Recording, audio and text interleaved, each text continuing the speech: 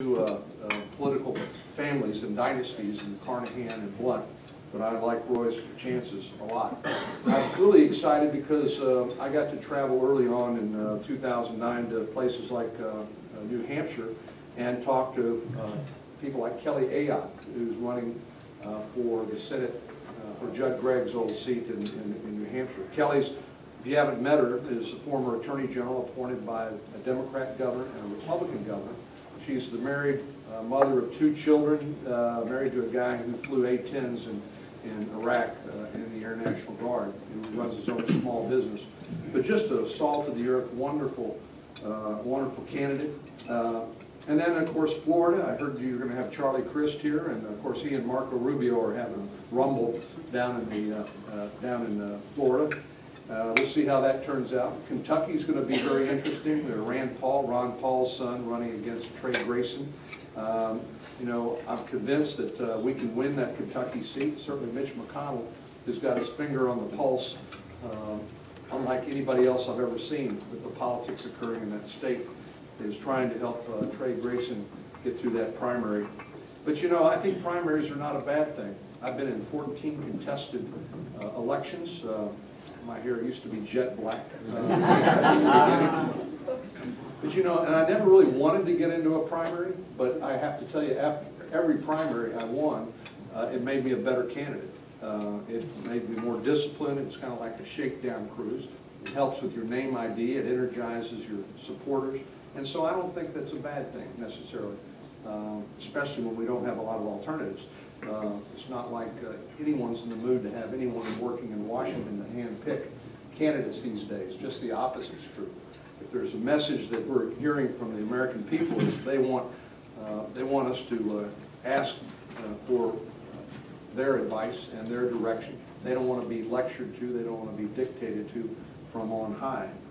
We also have you know, amazing candidates step up and take advantage of opportunities created by retirements. People like John Hoeven in North Dakota.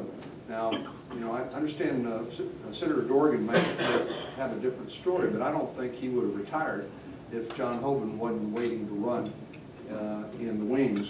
And of course, Governor Hoeven's got an 85% approval rating, you know, stratospheric approval ratings, which are just, I think, is the reason why Heidi Heitkamp, the former Attorney General in North Dakota, decided to take a pass. And I think it's a good chance Governor Hoeven won't have serious opposition. Mike Castle in Delaware, you know, what did it take to make Beau Biden decide to take a pass in Delaware? Well, it was the chances of getting beaten rather badly by Mike Castle, and I'm really glad that Mike stepped up and decided to run.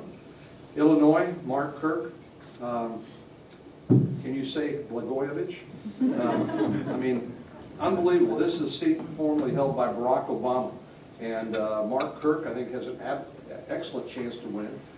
Alexei Janulius is a deeply flawed candidate that I think creates a perfect opportunity for us in Illinois. Pat Toomey, after having run against Arlen Specter, Pat has cleared the field in Pennsylvania. Now Arlen, a Democrat, is in a fight for his life against Joe Sestak. And my gut tells me that Arlen probably will win that primary, but I think Pat Toomey's chances of winning in November are excellent. Pat's run a very smart campaign and fits, I think, the mood there in Pennsylvania. In Colorado, this is, of course, Ken Salazar's old seat, another appointed senator who now finds himself in a hotly contested primary there against the guy who thought he should have been appointed by the governor. And I'm really excited about Jane Norton in Colorado, former lieutenant governor there, outstanding individual. I'm sure many, if not all of you, have met her. And then, you know, what kind of political climate is it when the sort of the golden boy of Indiana politics with $13 million in the bank decides not to run again?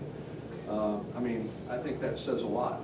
It also says a lot when somebody like Dan Coates, after having been out of elected office since 1998, decides that, you know, out of concern for the direction of the country, he's going to get back on the battlefield.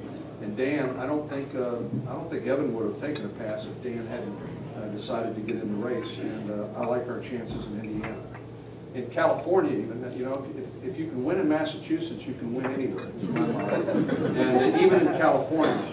And a lot happening, of course, in the governor's race out there. I don't know why anybody would want to be governor of a bankrupt state, but there's a hotly contested race out there. Three-way primary for Republicans, Carly Fiorina, Chuck DeVore, and Tom Campbell running out there. And I think we got a shot against Barbara Boxer in November. Matter of fact, I think we have a shot against every incumbent running for re-election, because a lot of the moves that we're seeing is, frankly, anti-establishment, anti-incumbent anger. And I think every incumbent better run like there's no tomorrow. In Arkansas, you know, Blanche Lincoln got a run from the left now, from the lieutenant governor there. MoveOn.org committed $1 million. I've heard that up to $5 million been committed by the union folks because they wanted her, they didn't like the fact she changed her vote on cap and trade. And then there were, at last count, 10 Republicans deciding to run there. I saw this morning Blanche's approval rating is at 27%.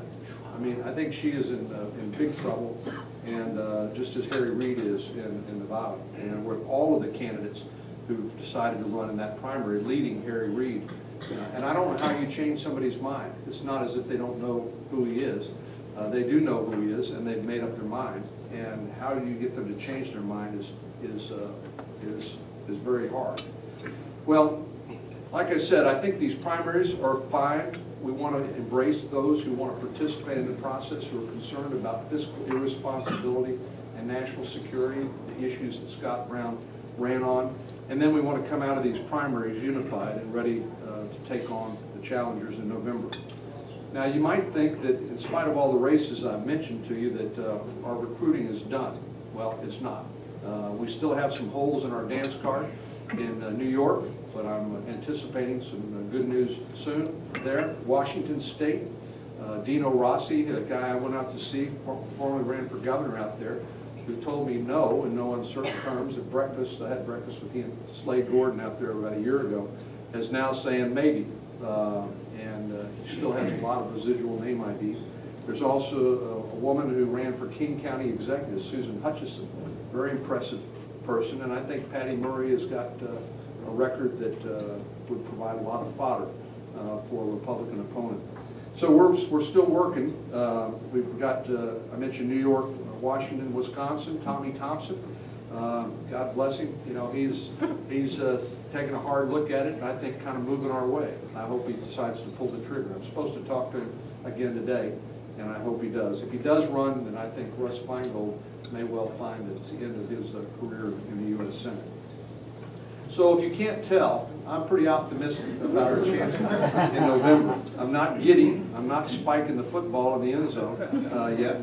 But I think we find ourselves with a lot of independents that voted for, you know, Bob McDonnell in Virginia, voted for Governor Christie in New Jersey, voted for Scott Brown in Massachusetts. A lot of independents who are newly open to listen to Republicans and our alternative message. And a lot of disillusioned Democrats. Scott Brown got 20% of the Democrat vote in Massachusetts.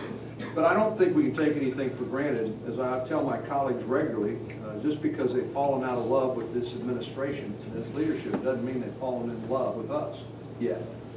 So we've got an opportunity, we've got a seat at the table, particularly the Senate with 41 senators, where we're able, if we hang together, to block the worst overreaching of the administration. What it does is gives us an opportunity to regain our credibility, to regain the confidence of the American people, and lead again. I think in the Senate in particular, I think we have a great chance of, as I said, rebuilding our numbers. In 2012, just you might be interested to know that there are 9 Republican seats up, 23 Democrat seats up. So if we do a good job in 2010, 2012 may indeed be the time when we turn the corner. Thanks for having me here this morning, and thanks for the great breakfast. And I'd be happy to answer a couple of questions.